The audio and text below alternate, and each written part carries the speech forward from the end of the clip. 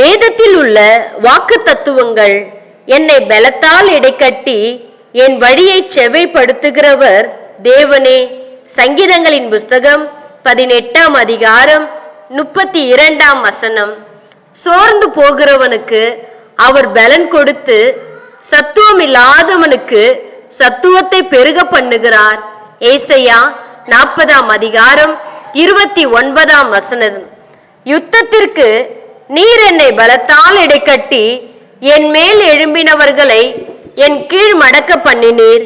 சங்கீதங்களின் புஸ்தகம் 18ஆம் அதிகாரம் 39ஆம் வசனம்.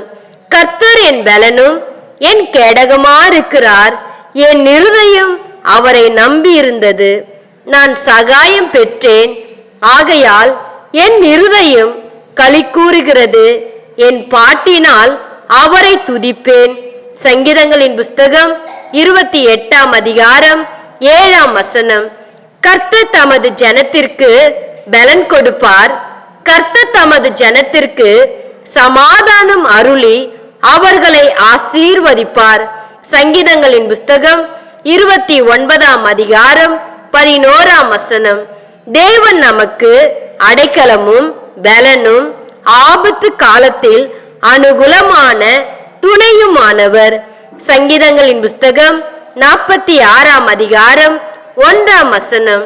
உன் தேவனாயிருக்கிற கர்த்தராகிய நான் உன் வலது கையை பிடித்து பயப்படாதே, நான் உனக்கு துணை நிற்கிறேன் என்று சொல்லுகிறேன்.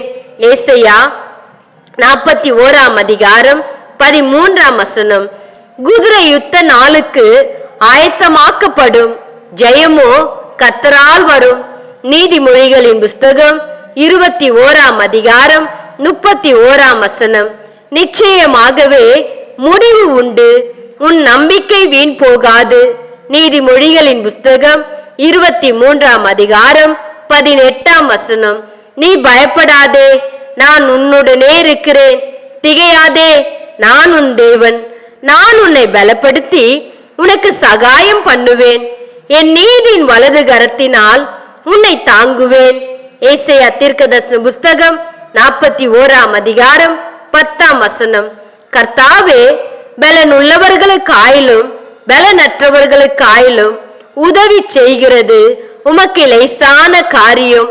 எங்கள் தேவனாகிய கர்த்தாவே, எங்களுக்கு துணை நில்லும். 2 நாளாகமம் 14ஆம் அதிகாரம் 11ஆம் வசனம்.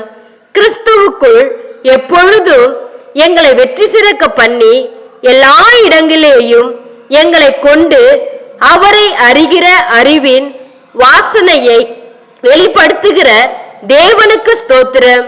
2 கொரிந்தியர் 2ஆம் அதிகாரம் 14ஆம் வசனம். நீ பயப்படாதே, நான் உனக்கு கேடகமும் உனக்கு மகா பெரிய பலனுமாயிருக்கிறேன். ஆதியாகமம் 15ஆம் அதிகாரம் 1ஆம் வசனம். நீ பாக்கியவான், கர்த்தரால் ரட்சிக்கப்பட்ட ஜனமே, உனக்கு ஒப்பானவர் யார்? உனக்கு சகாயம் செய்யும் கேடகமும் உனக்கு மகிமை பொருந்திய பட்டையும் அவரே. உபாகமும் 33ஆம் அதிகாரம் 29ஆம் வசனம்.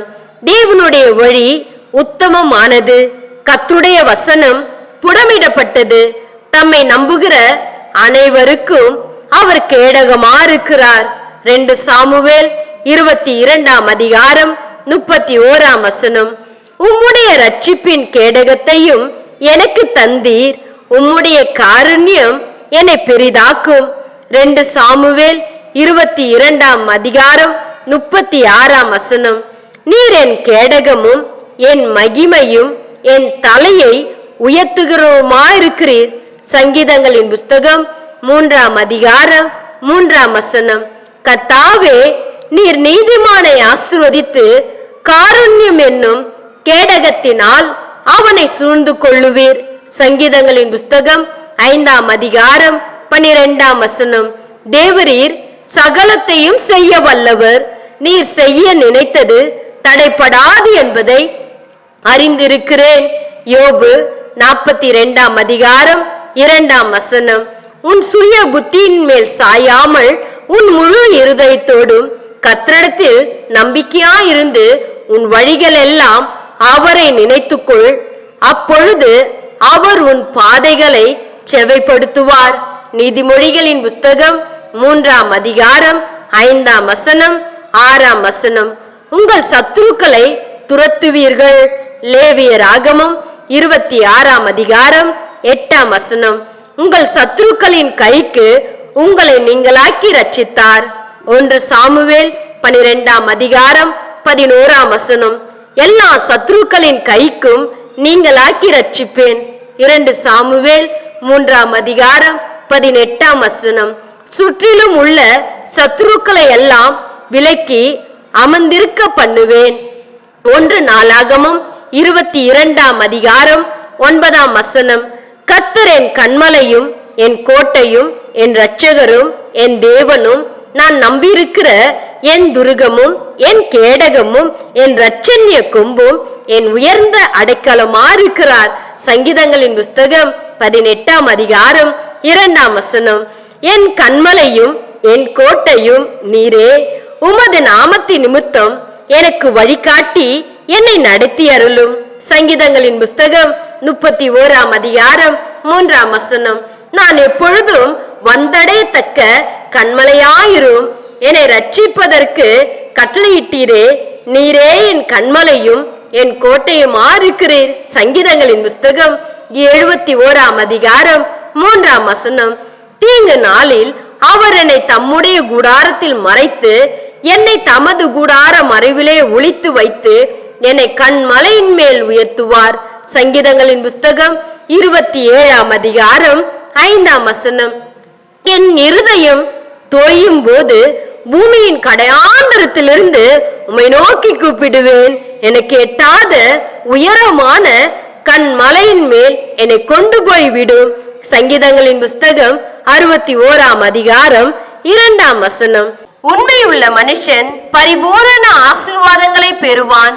நீதிமொழிகளின் புஸ்தகம் 28ஆம் அதிகாரம் 20ஆம் வசனம்.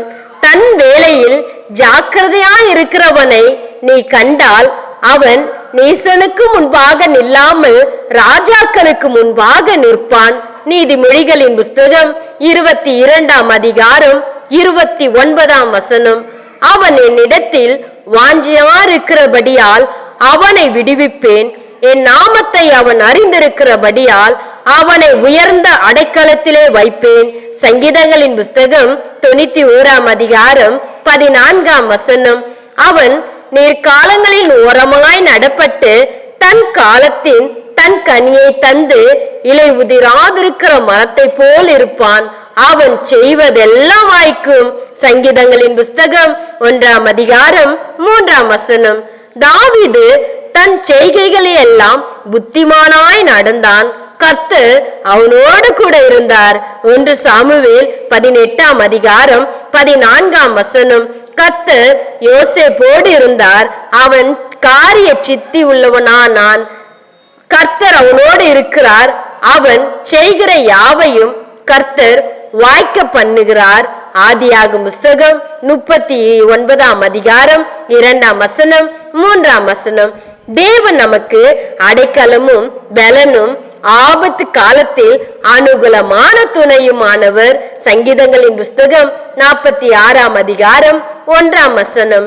ஆண்டவரே தேவரீர் தலைமுறை தலைமுறையாக எங்களுக்கு அடைக்கலமானவர். சங்கீதங்களின் புஸ்தகம் 90ஆம் அதிகாரம் 1ஆம் வசனம். கர்த்தாவே உம்மை நோக்கி கூப்பிடுகிறேன், நீரே என் அடைக்கலம், ஜீவனுள்ளோர் தேசத்தில் என் பங்குமா இருக்கிறீர். சங்கீதங்களின் புஸ்தகம் 142ஆம் அதிகாரம் 5ஆம் வசனம். கொடூரமானவர்களின் சீரல் மதிலை மோதி அடிக்கிற பெரு வெள்ளத்தை போல் இருக்கையில் நீர் ஏழைகளுக்கு பலனும் நெருக்கப்படுகிற எளியவனுக்கு திடனும் வெறும் வெள்ளத்திற்கு தப்பும் அடைக்கலமும் வெயிலுக்கு ஒதுங்கும் நிழலும் ஆனீர். ஏசாயா தீர்க்கதரிசன புஸ்தகம் 25ஆம் அதிகாரம் 4ஆம் வசனம். அநாதி தேவனே உனக்கு அடைக்கலமானவர், அவருடைய நித்திய புயங்கள் உனக்கு ஆதாரம். அவர் உனக்கு முன்னின்று சத்துருக்களை துரத்தி அவர்களை அழித்து போட்டு என்று கட்டளையிடுவார். உபாகமும் 33ஆம் அதிகாரம் 27ஆம் வசனம், என் ரட்சிப்பும் என் மகிமையும் தேவனிடத்தில் இருக்கிறது.